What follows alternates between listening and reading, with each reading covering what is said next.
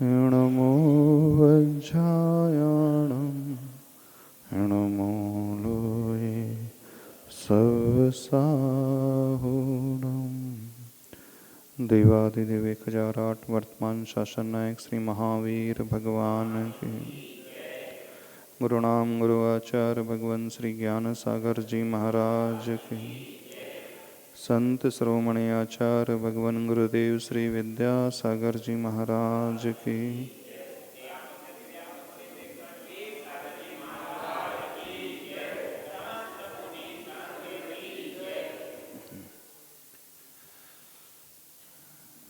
जीवन में साक्षी भाव हम कैसे लेकर के आए। हर घटनाओं को हम बिना उनसे जुड़े देखना और जानना सीखें। जो भी हमारे सामने घटता है उसका प्रभाव हम पर कितना पड़ता है ये हमारे ऊपर आधारित होता है।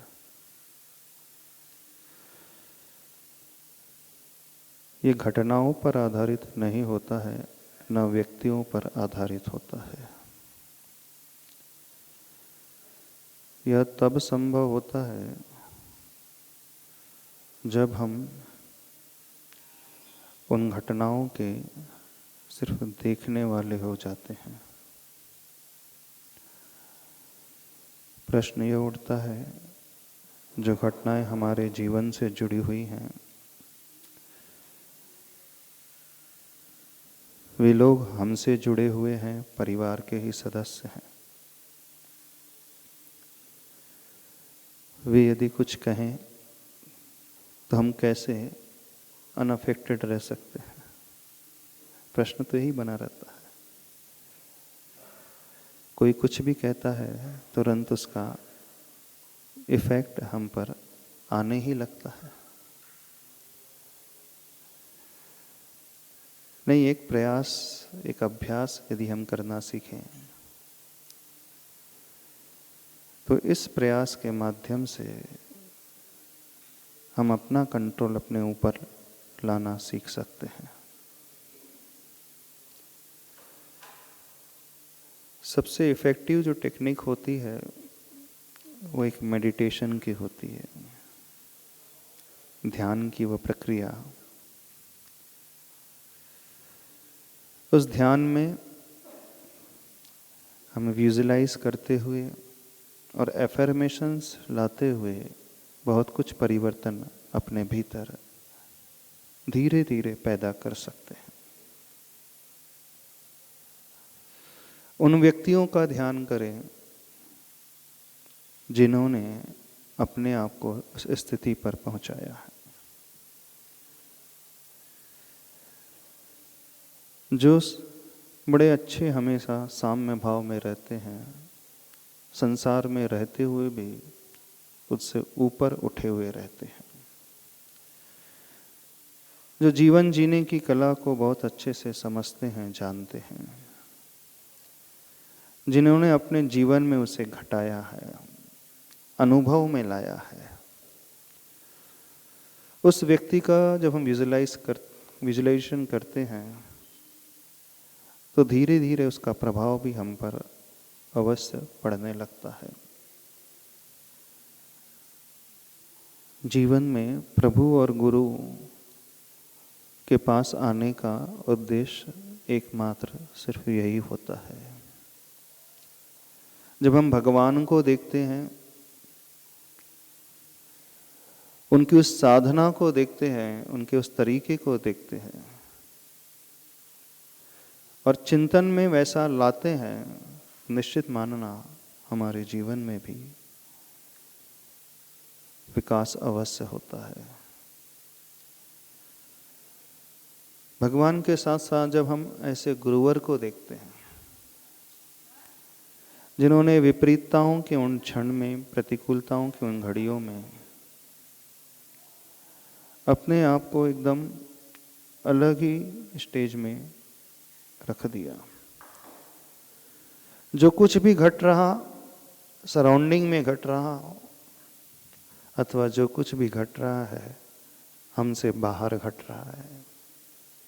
हमसे बाहर घटने का अर्थ, हम कौन हैं? हम एक आत्म तत्व है, आत्मा है। जो कुछ भी घट रहा है शरीर में घट रहा है। जो परिवर्तन आ रहा है शरीर में आ रहा है। जब दृष्टि परिस्थितियों से गौण करके, शरीर से गौण करके हम उस शरीर को चलाने वाली आत्मा की ओर लेकर के आते हैं, तब हम बहुत कुछ अप्रभावित रहते हैं। जैन शास्त्रों में जिसका नाम भेद विज्ञान दिया हुआ है। भेद विज्ञान एक ऐसा विज्ञान जो रियलिटी को जानने वाला, जो वास्तविकता को समझने वाला, और जो रियलिटी होती है वो हमेशा शाश्वत होती है। वो क्षणभंगुर में, क्षणिक में अटकने वाला नहीं होता है। वो तात्कालिकता में उलझने वाला नहीं होता है। वो शाश्वत को देखने की अपनी पैनी दृष्टि बनाता है। हमारे मन में एंजाइटी, टेंशन, विकल्प, चिंता की लकीरें तभी पैदा होती हैं जब हम कुछ गलत ज्ञान अपने भीतर पैदा कर लेते हैं। सही को छोड़ करके गलत रास्ते को जब हम अपनाने लगते हैं तो हमारे मन में उलझनें पैदा होने लगती हैं। हम सही को सही देखना सीखें। बस इसी ज्ञान के माध्यम से हम हर परिस्थिति में बड़े अच्छे से साम्य भाव में रह सकते हैं। बिना जुड़े हुए, बिना अटैच हुए हम रह सकते हैं। यह अभ्यास हमें करना सीखना होगा। जितने भी लोगों ने उस स्थिति को पाया है सिर्फ इसी के बल पर पाया है, और कोई रास्ता है ही नहीं। जो भी घट रहा है वो मुझसे भिन्न है, जुदा है, अलग है। मैं उससे अलग हूं। ये गहरी श्रद्धा जिससे की हो जाती है वो फिर ज्यादा प्रभावित नहीं होता है। यदि प्रभावित भी होता है तो बड़े इजीली चंद समय में ही अपने आप को संभाल लेता है। वो घबराता भी नहीं है, वो बड़ा निर्भय होता है। तो उसका अभ्यास कैसे करना, थोड़ी सी प्रक्रिया आपको बता देते हैं आज। भेद विज्ञान अर्थात हमारी आत्मा और हमारी शरीर की भिन्नता। हमसे जो दूसरे लोग हैं वो स्पष्ट रूप से अलग नजर आते ही हैं, भिन्न नजर आते ही हैं। आपकी पत्नी आपसे अलग, आपका बेटा आपसे अलग है, परिवार के सदस्य आपसे अलग है। लेकिन विचित्रता यह है कि हर व्यक्ति उनमें भी एकता की कल्पना कर लेता है, ऐक्य मान लेता है। यहां तक कि हमारा शरीर भी अलग है, हम शरीर में भी ऐक्य बुद्धि स्थापित कर लेते हैं। आप 12 भावनाओं में एक पंक्ति पढ़ते हैं, जहां देह अपनी नहीं तहां ना अपना कोई, है ना। घर संपत्ति पर प्रगट ये पर हैं परिजन लोए, पढ़ते हो ना। जहां शरीर भी अपना नहीं है तो वहां कौन हमारा अपना हो सकता है। जब ऐसी धारणा गहरी हो जाती है तो व्यक्ति बहुत जल्दी निर्विकल्प हो जाता है, टेंशन फ्री हो जाता है, क्योंकि उसका विश्वास है जो छूटने वाला है वो छूटता ही है, वो हमेशा साथ रह ही नहीं सकता है। हमारी भ्रामक धारणा, हम छूटने वाले को स्थायी मान लेते हैं, और जो स्थायी है उसे जाने वाला समझने लगते हैं। गलती उसकी नहीं, गलती हमारी भ्रम की है। तो यह गहरी श्रद्धा हम पैदा करना सीखें, ये तो छूटने ही वाला है। एक एग्जाम्पल हम हमेशा देते हैं, होटल के रूम में रहते हुए आपको कभी अटैचमेंट नहीं होता है।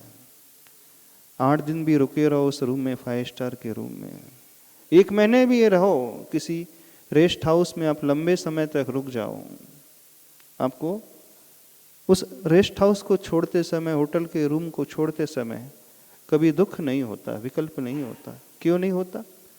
वो रूम बड़ा अच्छा था, फुल्ली फर्निश, फैसिलिटीज बड़ी अच्छी, बहुत सुंदर, इंटीरियर बहुत अच्छा था। आपके घर के जो बेडरूम है उससे लाख गुना भी अच्छा हो सकता है, होता है।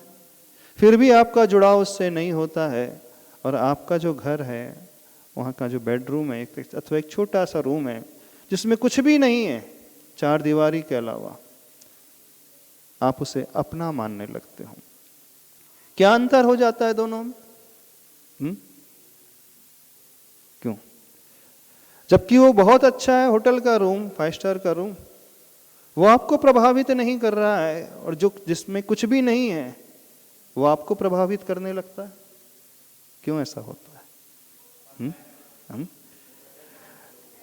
उससे अपना मान लिया, और साथ में यह भी मान लिया कि हमेशा रहेगा। और होटल के रूम में ये तो 4 दिन में छोड़ना ही है, मेरा है ही नहीं। तो सारा खेल जो है मैं और मेरेपन का है।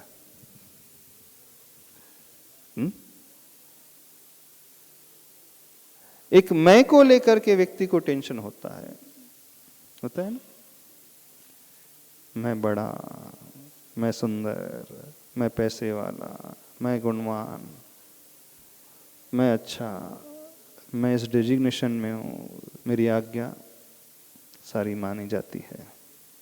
एक मैं को लेकर के भाव पैदा हो जाता है। जब वो छूटता है तो भी उसे विकल्प होता है, टेंशन होता है, छूटता है ना। और एक मेरेपन को लेकर के विकल्प पैदा होता है, आपने उस घर को अपना मान लिया, हमेशा के लिए अपना मान लिया, फिर वो छूटता है तो टेंशन होता है। इसका सीधा सा समाधान इतना ही है, हम संसार की हर घटनाक्रम को अपने से जब भिन्न रखते हुए देखेंगे, हमसे जो अलग ही है तो उससे जुड़ाव ही नहीं होगा, अटैचमेंट ही नहीं होगा। और जब जुड़ाव ही नहीं होगा तो उसके छूटने पर कोई ऐसा भाव ही नहीं, ये जा रहा है। जिन्होंने अपने आप को उस स्थान तक पहुंचाया है, जिन भगवान की हम बात कर रहे हैं, प्रभु की हम बात करते हैं, जिन गुरु की हम बात करते हैं, वे हमेशा सुखी क्यों माने जाते हैं? गुरु को हमेशा सुखी माना जाता है ना। जो मुनि होते हैं वे हमेशा आनंद में रहते हैं, जबकि उनके पास कुछ भी नहीं होता, और आपके पास ढेर सारा बहुत कुछ है, फिर भी आप हमेशा तनाव में रहते हैं, टेंशन में रहते हैं, प्रॉब्लम में रहते हैं। जिनके पास कुछ नहीं है वो आनंद में है, और जिनके पास बहुत कुछ है वो उतना ही दुखी है, विकल्पों में है। होना तो उल्टा चाहिए था, नहीं चाहिए था। हाँ? क्यों? जिनके तन में एक धागा भी नहीं है, जिनका अपना कोई घर नहीं, परिवार नहीं, यहां तक कि अपना शरीर भी नहीं, उन्हें ज्यादा विकल्प होना चाहिए था, दुखी होना चाहिए था, चिंता होना चाहिए था ना, मेरे पास कुछ भी नहीं है, क्या होगा। और आपके पास बहुत बड़ा बैंक बैलेंस है, बहुत बड़ा मकान है, गाड़ी है, सब कुछ है आपके पास, परिवार है, बच्चे हैं, माँ है, पिता है, भाई है, बहन है, ना जाने क्या क्या है आपके पास, सब कुछ है। फिर तो आप और आनंद में रहना चाहिए था। तो समझना, जब जब उन वस्तुओं को, उन व्यक्तियों को हम अपना मानने लगते हैं अथवा अपने नेम एंड फेम को अपना मानने लगते हैं। दोनों ही चीज को साथ ले रहे हैं। बस वहीं से सारे प्रॉब्लम की जड़ जो है शुरू होती है। तो जो गुरु, जो मुनि, जो साधु हमेशा बड़े आनंद में रहते हैं, उनके आनंद का सिर्फ एक ही राज है, किसी से जुड़ना ही नहीं, किसी को अपनाना ही नहीं, किसी को कुछ कहना ही नहीं। अब आप कहोगे यदि हम किसी को अपना ना कहें, किसी को अपनाएं ना, ये तो निष्ठुरता हो जाएगी। निष्ठुरता हो जाएगी, ये तो अच्छा नहीं माना जाता। संसार में तो वह व्यक्ति अच्छा माना जाए तो सबके कल्याण की बात करता है, सबको अपनाता है, सबके बारे में सोचता है, सबको ऊपर उठाने की बात करता है। ऐसे ही है ना? धर्म तो वही कहता है। क्या कहता है धर्म? सबके दुख दूर कर दे हम, सबको सुखी बना दे हम, सबके जीवन में खुशियां ही खुशियां हम ला दें, किसी का अभाव, किसी का प्रकार का अभाव किसी के जीवन में ना हो, कोई कष्ट किसी के जीवन में ना हो। इससे बड़ा धर्म तो कुछ होता ही नहीं। पर हम कह रहे हैं किसी को नहीं अपनाना। अभी दोनों एक ही सिक्के के दो पहलू हैं और कुछ भी नहीं है। जब हम किसी को अपना नहीं बनाते हैं तो सारी दुनिया को अपना बना लेते हैं। एक बात समझना, अंतर आप में सिर्फ इतना ही है, आपने 4, 6, 8 लोगों को अपना बनाया, बस, इससे ज्यादा कुछ नहीं किया। आपका परिवार, आपका खानदान, आपके रिलेटिव्स, आपके रूममेट, ऑफिस मेट, कलीग्स, बस इतने ही आपके अपने, बाकी सब पराए। अब देखना वो सुखी क्यों है? उन्होंने किसी को अपना ना ही बनाया और किसी को अपना ना बना करके भी सारी दुनिया को अपना बना लिया। अब सिक्के का एक पहलू देखते हैं कि वो अकेले हैं, शरीर भी उनका अपना नहीं, आत्मा के अलावा कुछ भी नहीं है। तो सिक्के का जो दूसरा पहलू है, सारी दुनिया उनकी अपनी है, क्योंकि जो आत्म कल्याण के बारे में सोच सकता है वही दुनिया के कल्याण के बारे में सोच सकता है। अथवा यूं कहें, जो सबके उत्थान के बारे में सोचता है, सबके खुशियों के बारे में सोचता है, वही व्यक्ति अपने बारे में सोच सकता है। दोनों में ज्यादा अंतर नहीं है। बस इस दृष्टिकोण को हमें अपने भीतर पैदा करना है और कुछ नहीं पैदा करना। यह सोच अपने मन में बनाना है। बस इसी सोच को लेकर के प्रभु के पास आया जाता है, भगवान के पास आया जाता है, गुरु के पास आया जाता है, उनके चरणों में झुका जाता है, उनकी पूजा की जाती है, उनको ध्यान का विषय बनाया जाता है, उनके गुणों को स्मरण में लाया जाता है, उनका अभिषेक किया जाता है। आप लोग इस सोच को अपने मन में कभी नहीं लाते। आपका आने का इंटेंशन कुछ अलग ही होता है, कुछ अलग ही होता है। मंदिर में आने का उद्देश्य हो सकता है महीने में एक बार आते होंगे, जैसे यहाँ का युवा मंडल है, कब आता है? महीने में एक बार आता है अभिषेक करने के लिए। कितने लोग आए आज फर्स्ट टाइम? अभी बच्चे आ गए, सिर्फ युवा लोग? हाँ, आ गए। क्यों आए हो?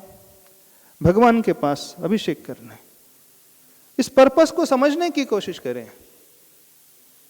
झुकना उन्हीं के चरणों में है, मानना उन्हें है, स्वीकारना है, पूजा करना है, गुणानुवाद करना है, उनके गुणगान गाना है। लेकिन क्यों? जब इस दृष्टि से हम चलना सीखेंगे, हमें बड़ा आनंद आएगा, हम बहुत कुछ पाएंगे, और सबसे बड़ी बात, हम हर स्थिति में बड़े आनंद में रहना सीख पाएंगे। यह शिक्षा जिसे ग्रहण करना आ गई, वह व्यक्ति हमेशा बड़ा प्रसन्न होकर के भगवान के चरणों में आएगा। उससे कभी कहना नहीं पड़ेगा कि जाया करो भगवान के पास। क्योंकि जब हमें अपने आप बहुत कुछ जहां मिलने लगता है, जहां कमाई बहुत होने लगती है, इनकम बहुत होने लगती है, वहां किसी के फोर्स की कामना नहीं होती है, कोई दबाव की इच्छा नहीं होती है कि जब वह कहेगा तब मैं यहां आऊंगा। नहीं, मुझे यहां कुछ मिल रहा है तो मिलते ही समय व्यक्ति स्वतः ही अंतः प्रेरणा से आने लगता है। उसे किसी के मोटिवेशन की भी आवश्यकता नहीं होती है। होती है? नहीं होती। पर आप लोगों को बहुत मोटिवेट करना पड़ता है, समझाना पड़ता है, खासकर आज की जनरेशन को समझाना पड़ता है, भाई आया करो, भगवान के पास आया करो, भगवान के दर्शन करने आया करो, भगवान की पूजा के लिए आया करो। अभी आपने समझा ही नहीं इंपॉर्टेंस।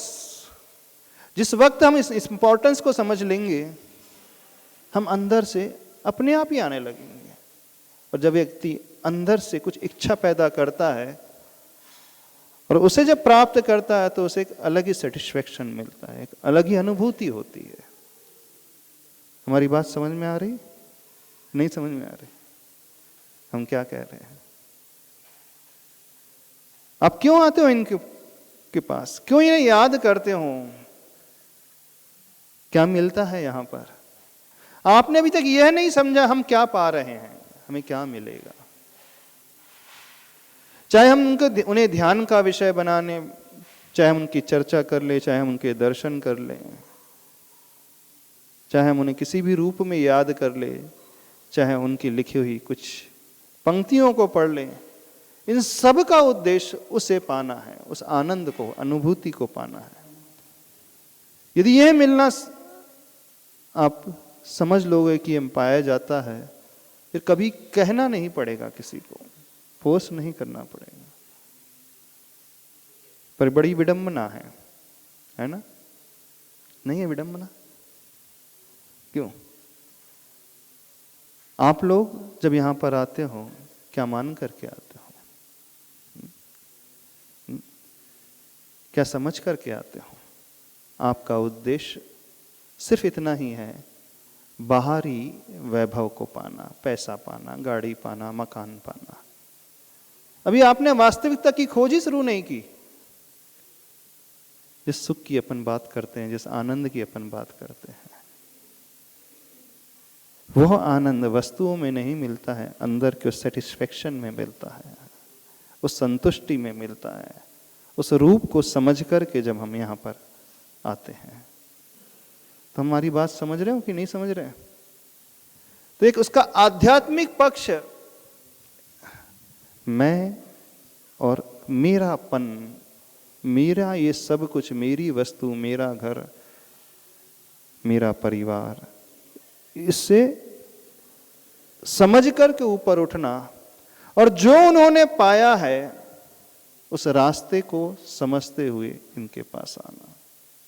जैसे उन्होंने पाया है, जो उन्होंने पाया और जैसा उन्होंने पाया है, इस पर चल करके उन्होंने पाया है, यदि हम उसे देखने की कोशिश कर लेंगे तो कुछ बहुत अलग ही पाएंगे। फिर इनके चरणों में झुकेंगे, एक बार इन्हें देखेंगे तो स्वतः ही हम अंदर अपने भीतर वो परिवर्तन अपने आप ही लाने लगेंगे। यही एक पर्पस होता है और कुछ नहीं होता है भगवान को याद करने का। हम किसी व्यक्ति विशेष को तभी याद करते हैं जब हम उससे प्रभावित होते हैं, और प्रभावित तब होते हैं जब उसके पास कुछ होता है। सीधा सा प्रिंसिपल है। आपका रोल मॉडल कौन होता है लाइफ में? वह व्यक्ति आपका रोल मॉडल होता है जिसने अपनी लाइफ में कुछ अचीव किया है, कुछ पाया है। फिर वो पैसे वाला भी हो सकता है, कोई बहुत बड़ा बिजनेसमैन, इंडस्ट्रियलिस्ट हो सकता है, प्लेयर हो सकता है, एक्टर हो सकता है, एक साइंटिस्ट हो सकता है, एक सामाजिक कार्यकर्ता हो सकता है, कुछ भी, कोई भी कुछ भी हो सकता है।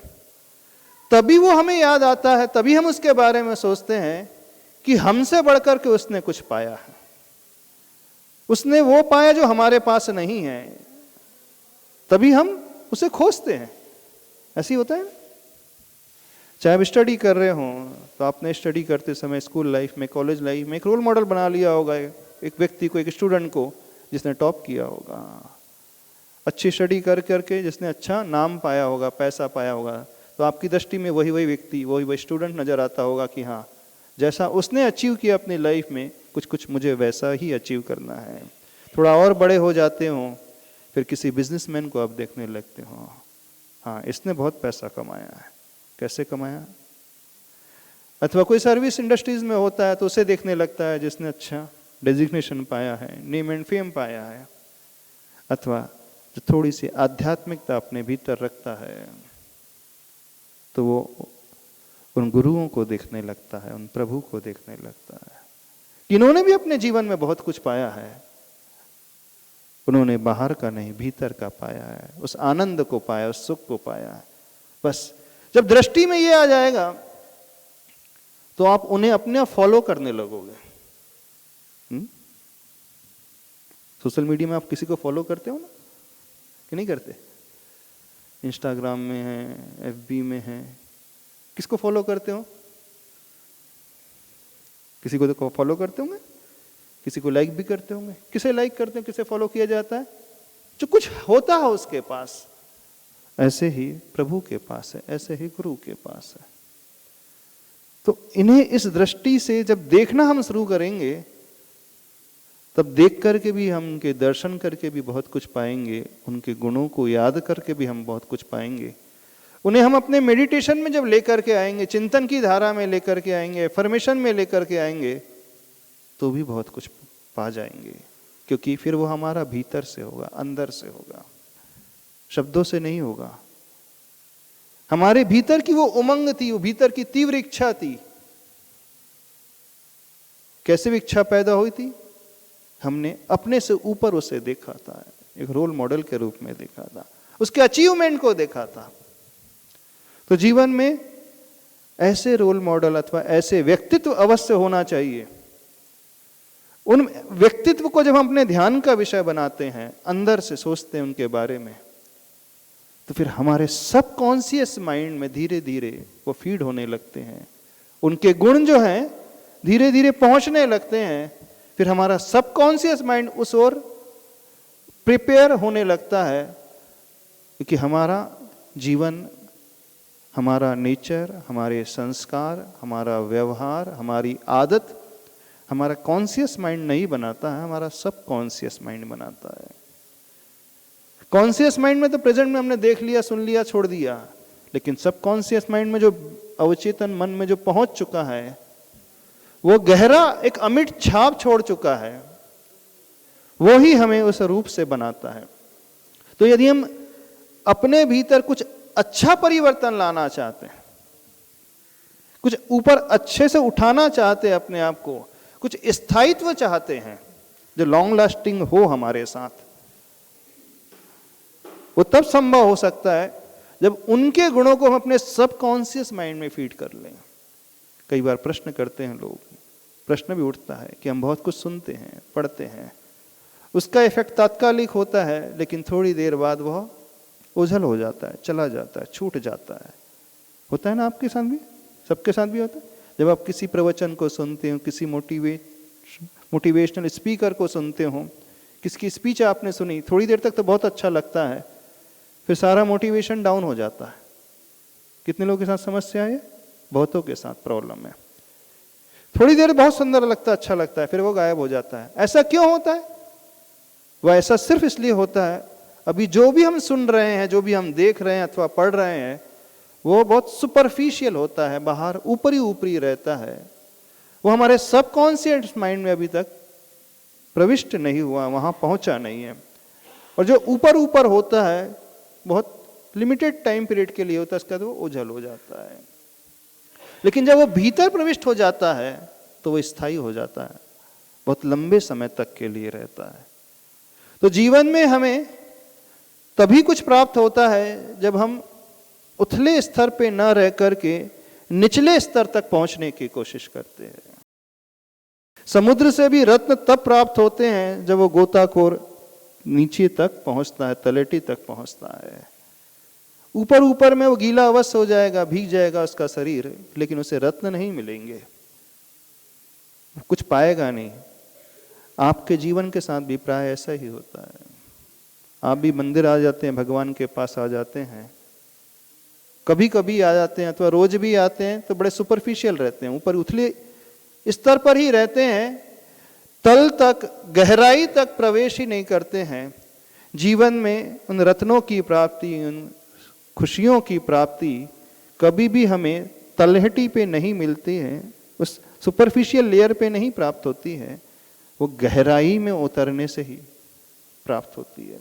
जब हम गहराई में उतरते हैं, गहराई में उतरने का अर्थ है कि वो हमारा सबकॉन्शियस माइंड अब पूर्ण रूप से तैयार हो चुका है, उसने इस योग्य अपने आप को बना लिया है।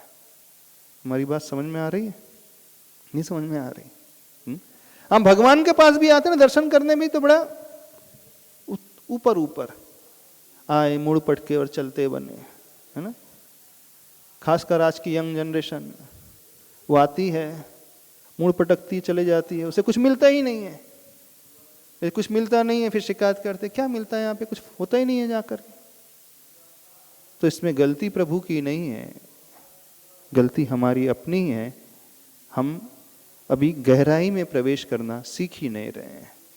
तो जीवन में आनंद की उत्पत्ति हमेशा गहराई से पैदा होती है, ऊपरी स्तर में रहने से, ऊपरी लेयर में रहने से नहीं रहती है। तो गहराई में जब हम कह रहे हैं तो वो विजुअलाइजेशन करना हम सीखें, उसे अपनी थॉट प्रोसेस में लाना सीखें, उन गुणों को देखना अंदर से सीखें कि कैसे उन्होंने पाया, क्या उन्होंने पाया। कभी ये सोचते हो भगवान के पास आकर के, जब उन्हें देखा करो ना, दर्शन के लिए आया करो, तो थोड़ा सा यह सोचा करो, हे प्रभु आपने जो पाया अपने जीवन में, अथवा उन गुरु को देख करके कैसे आपने पाया। तो बस मुझे वो आकृष्ट कर रहा है, वो रास्ता मुझे प्रभावित कर रहा है। यदि उस रास्ते से आप प्रभावित होना सीख लोगे, फिर आपको गहराई भी मिलती चली जाएगी, प्राप्त करते चले जाओगे, और फिर आपका परिवर्तन भीतर से होगा, और वो लॉन्ग लास्टिंग रहेगा, वो तात्कालिक नहीं रहेगा, कुछ क्षणों में छूटने वाला नहीं रहेगा, वो हमेशा के लिए हो जाएगा। क्योंकि फिर वो संस्कार में आपके समाहित हो गया है, आपके अवचेतन मन में तक वो प्रविष्ट हो चुका है। जब वो अवचेतन मन में हमारे प्रविष्ट हो जाता है, तो हम बिना सोचे भी वो करने लगते हैं, कई बार अबुद्धिपूर्वक वो कार्य होने लगते हैं। सपनों में भी फिर वही नजर आने लगता है, वो घटित होने लगता है। कुछ समझ रहे हो कि नहीं समझ रहे हो? थोड़ा सा प्रभु के पास इस दृष्टि से आया करो। आप आते हो कुछ पढ़ करके, 1 मिनट के लिए यहाँ पर कुछ पढ़ करके चले जाते हो, क्या होगा उससे? फिर यह सोच करके इस प्रकार के गुणों का चिंतन करते, उनके ऊपर जल की भी धारा डालोगे ना, अभिषेक भी करोगे ना, तो वह आपका अभिषेक आपको बहुत कुछ देगा।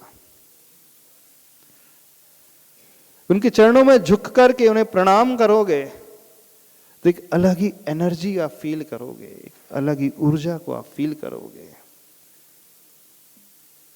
आपकी चेतना को वो झंकृत कर देगा, झकझोर करके रख देगा।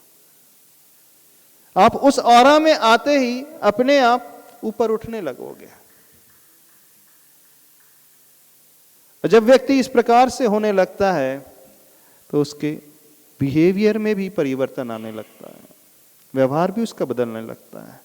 फिर ऐसा व्यक्ति छोटी छोटी घटनाओं से ज्यादा प्रभावित नहीं होता। समझना, सराउंडिंग में कुछ भी क्यों ना होते रहे, वो सेल्फ कंट्रोल करने वाला हो जाता है। आत्म संयम उसके भीतर प्रकट होने लगता है। क्या करना, क्या नहीं करना, कैसे करना, किस प्रकार से करना। और वहां तक पहुंचने के लिए ये प्रभु के दर्शन, वो अभिषेक और पूजन सिर्फ और सिर्फ एक माध्यम है। तो दृष्टि में यह भाव आए, यानी दृष्टि में वो लक्ष्य रहे, फिर इस माध्यम को जब हम अपनाएंगे, तो माध्यम, वो मीडियम हमें बहुत कुछ अच्छा सिखाने वाला हो जाएगा। और दृष्टि में यह भाव नहीं है, फिर हम कुछ भी करते चले जाएं, सारी प्रक्रिया को अपनाते भी चले जाएं, तो वो सिर्फ एक मशीनी एक्टिविटी होकर के रह जाएगी, और उससे ज्यादा कुछ नहीं होगा। अथवा एक फिजिकल एक्टिविटी होकर के रह जाएगी, उससे अधिक कुछ नहीं होगा। और प्राय सभी लोगों के साथ यही होता है आप आते हो, शरीर से बहुत कुछ करते हो, चावल चढ़ाते हो, श्रीफल चढ़ाते हो, प्रभु के चरणों में कुछ अर्पण करते हो, झुकते भी हो, और हाथ में कलश भी लेते हो, उनके ऊपर जल की धारा भी डालते हो, सब कुछ हो रहा है, लेकिन वो कैसा हो रहा है? एक फिजिकल एक्टिविटी के अलावा कुछ नहीं हो रहा। क्यों? क्योंकि उसमें वो भावों का जो पुट मिलना चाहिए था वो नहीं मिल पा रहा है। भावों का पुट, जब हम उनके गुणों को चिंतन में लेकर के आते हैं, उस रास्ते के बारे में सोचते हैं, उस गहराई के बारे में सोचते हैं, उन्होंने कैसे अपने आप को संभाला, उस तरीके के बारे में हम सोचने की जब कोशिश करते हैं, तब कहीं जाकर के वो लाभ होता है। कुछ समझ रहे हो? नहीं समझ रहे? क्या करना है? मतलब ये यंग जनरेशन को क्या करना है? यहाँ पे ध्यान करना पहले से कहा कि भगवान का अभिषेक पूजन करना बता दे। देखो, क्रिया से ज्यादा महत्वपूर्ण जो है हमें क्या मिलेगा उनसे और कैसे मिलेगा उनसे, इन दो पॉइंट को लेकर के चलना। गुरु के पास आने का उद्देश्य यही है। जब गुरु के पास अपन झुकते हैं, उन्हें नमोस्तु करते हैं, उन्हें याद करते हैं, तो उन्होंने कैसे, किस रास्ते पर चल करके वो पाया है, वो हमें अपनाना होगा, तभी तो हमें मिलेगा। आपने किसी मेडिटेशन स्टूडेंट को देखा, उसके अचीवमेंट को आपने पसंद किया, तो क्या आप भी वैसा अचीव कर लेते हो? नहीं करते हो। फिर आप यह देखने की कोशिश करते हो उस स्टूडेंट ने कैसे, कितनी मेहनत करके उसे पाया है, तो आप उसकी मेहनत को भी चाहने लगते हो, तभी आपको मिलता है। अदरवाइज वो सिर्फ एक बातों का जमा खर्च होकर के रह जाएगा, उससे कुछ नहीं होता। वो एक शब्दों का जाल होकर के रह जाएगा, उससे कुछ नहीं होता है। शब्दों में कहना मात्र होता है, उससे हमारे लिए कुछ प्राप्त नहीं होता है। हमारे लिए प्राप्त तब होता है जो उन्होंने किया है, कुछ कुछ हम भी अपने जीवन में वैसा अपनाएं। तो यह सोचकर कि जब झुकोगे उनके चरणों में, यह सोचकर के उनकी पूजा करोगे, उन्हें नमस्कार करोगे, उनके सिर पे वो कलश की धारा डालोगे, तो विश्वास मानना फिर अंतरंग से आपके जीवन में परिवर्तन आ जाएगा, क्योंकि वह आपके भीतर की इच्छा हो जाएगी, दिली ख्वाहिश हो जाएगी। जब हम वो कुछ हमारे भीतर से चाह उत्पन्न होने लगती है ना, फिर दुनिया में कोई शक्ति नहीं है उसे रोक पाए। अभी किसी की चाह भीतर की नहीं है, सब सुपरफिशियल है, ऊपर ऊपर है। तो कोशिश ये करें सभी लोग, हम गहराई में उतरना सीखें, गहराई अपने भीतर लाना सीखें। तो रोल मॉडल इसीलिए होता है लाइफ में कि जिस गहराई को उसने पाया है, जिस रास्ते को उसने चुना है, जिस मेहनत को, कठिन परिश्रम को उसने अपनाया है, जिस त्याग को उसने अपने जीवन में स्थान दिया है, सामंजस्य बैठाना जैसे उसने सीखा है, वैसा ही मैं अपने भीतर लेकर के आऊं।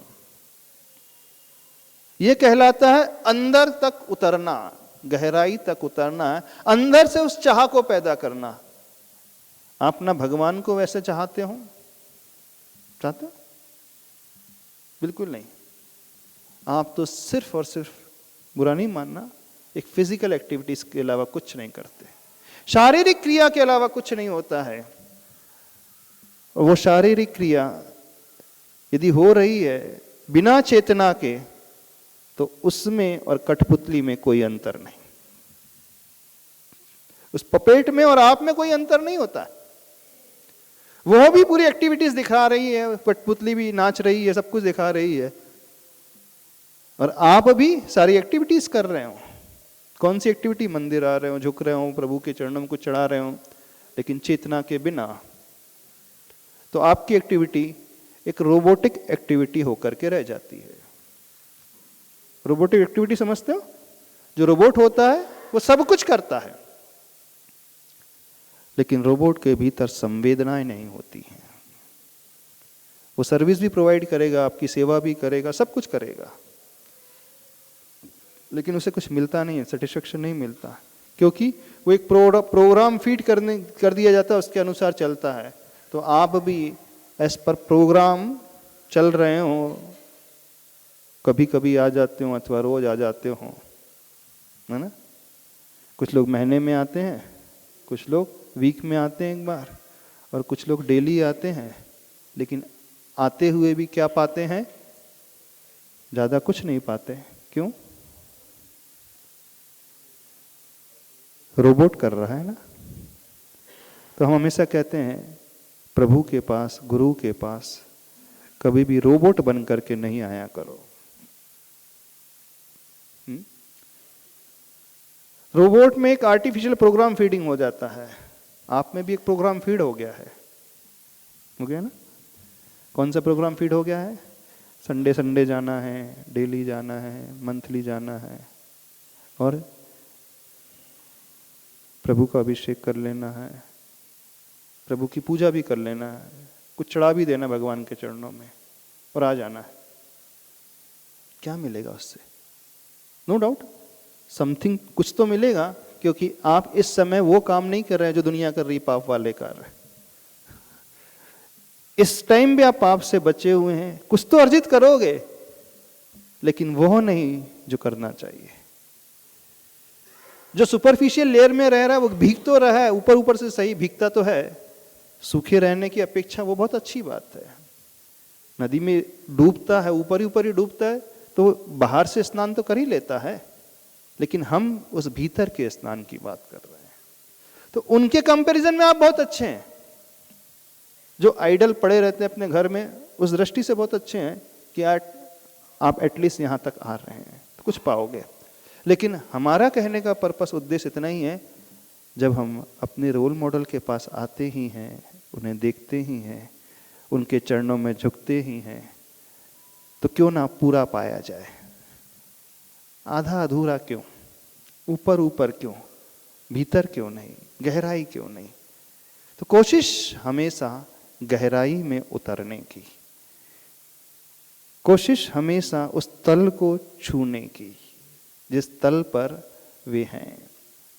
तब हमें बाहर से भी मिलेगा और भीतर से भी मिलेगा, मानसिक रूप से भी मिलेगा, शारीरिक रूप से भी मिलेगा, और सब कुछ मिलेगा, सब तरीके से मिलेगा, बिना मांगे अपने आप मिलेगा। पर तरीका यह होना चाहिए, कौन सा? गहराई में उतरने का। बस ये तरीका यदि हमारे भीतर आ गया तो घर में किसी को कहना नहीं पड़ेगा, किसी को फोर्स नहीं करना पड़ेगा। उस समय हमें किसी अदर मोटिवेशन की भी आवश्यकता नहीं होगी, हम सेल्फ मोटिवेटेड होते चले जाएंगे। अंतः से ही प्रेरणा मिलती चली जाएगी, नहीं अब मुझे करना है, मुझे पाना है, मुझे ऐसा होना है, मुझे जीवन में इस प्रकार से अपने आप को बनाना है। ये होगा, ये बात प्रभावकारी होती है। क्या समझ रहे हो? कैसी बनाओगे अपने थॉट प्रोसेस को? क्या करोगे अपने आप के साथ? इन प्रभु को देख करके क्या करोगे? नो डाउट हम फिर कह रहे हैं बिना रोल मॉडल के संभव नहीं, जीवन में वो रोल मॉडल होना बहुत जरूरी है। फिर शांति से बैठ करके यदि 5 मिनट से सही गहराई से उनके बारे में सोचेंगे ना, तो अंदर ही अंदर तीव्र वो भाव पैदा होने लगेगा उन जैसा होने का। और सारा खेल उस भाव का है, उस तीव्र इच्छा शक्ति का। तीव्र इच्छा जो पैदा हो रही है, पाने की वो ललक पैदा आ रही है, उस जैसे होने की जो ललक पैदा हो रही है। बस ये ललक पैदा होते हुए फिर बाहर में हम वैसा करते चले जाएंगे, बिल्कुल अच्छे से करते चले जाएंगे। लेकिन शुरुआत उस ललक से है, शुरुआत तीव्र इच्छा से है, वो अंदर की प्यास से है। जैसे उस पेड़ के साथ होता है ना, तीव्र इच्छा होती है पानी की खोज की, तो उस पेड़ की जड़ जो है रेगिस्तान में भी पानी को खोज लेती है। समझना, वो कई मीटरों तक नीचे गहराई में चले जाती है पानी के स्रोत को तलाशते तलाशते।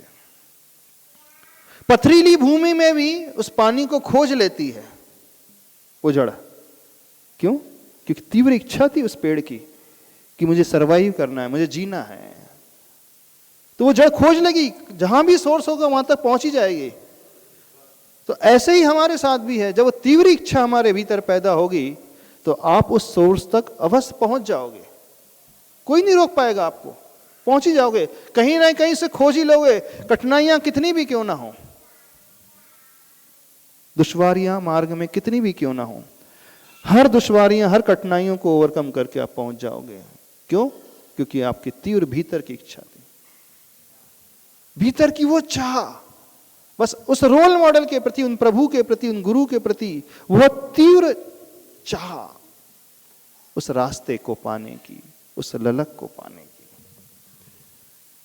तो सारा खेल उसी चाह का है। फिर मॉर्निंग होते ही अब अपने आप उठ करके यहां पे आ जाओगे, किसी को कहना ही नहीं पड़ेगा। अभी तो बहुत सारे लोगों को बहुत कुछ कहना पड़ता है।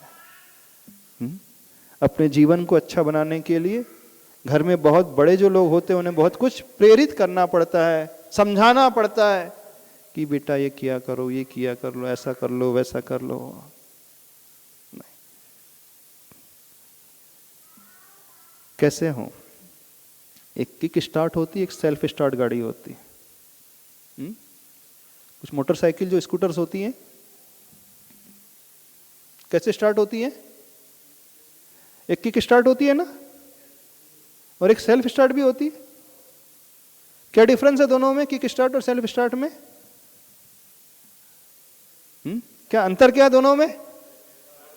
हाँ, बार बार किक मारना पड़ता है उसमें। जब पहले जो स्कूटर्स आती थी 4-6 बार किक मारो तो स्टार्ट होती थी, और अभी जो आ रही है सेल्फ स्टार्ट।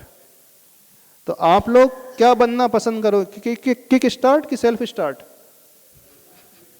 बताना, क्या बनना पसंद करोगे, सेल्फ स्टार्ट किक स्टार्ट?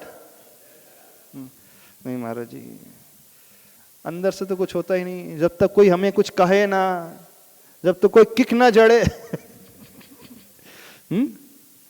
जब तक 4-6 बार किक ना पड़े तब तक हमारी गाड़ी स्टार्ट ही नहीं होती है। नहीं, आज का जमाना जो है सेल्फ स्टार्ट का है। अब वो पुराना जमाना गया, बोले नहीं अब इतना कौन सा, तुरंत होना चाहिए, इंस्टेंट होना चाहिए, अपन ने बटन दबाई तुरंत गाड़ी ऑन। तो जैसे आप उस स्कूटर को, उस मोटरसाइकिल को सेल्फ स्टार्ट ही पसंद करते हो ना, बहुत मजबूरी हो जाती है, जब बैटरी डाउन हो जाती है तब फिर वो किक स्टार्ट का ऑप्शन व्यक्ति ऑप्ट करता है। तो बहुत इमरजेंसी हो, बहुत ऐसी परिस्थिति बन जाए हमारे साथ, हमारा शरीर साथ ना दे रहा है अथवा हम एकदम अंदर से टूट गए हैं मन से, तो फिर हमें कोई समझाने वाला, कोई मोटिवेट करने वाला आए, तब तो चल सकता है। लेकिन जनरली होना क्या चाहिए, हम सेल्फ स्टार्ट जैसा बनना सीखें, और वो पैदा होता है सेल्फ मोटिवेशन से। तो उस रोल मॉडल को देख करके स्वयं की प्रेरणा अपने भीतर अंदर से पैदा करना सीखें। बस सारा खेल इसी का है, इसी का सारा खेल है और कुछ नहीं है।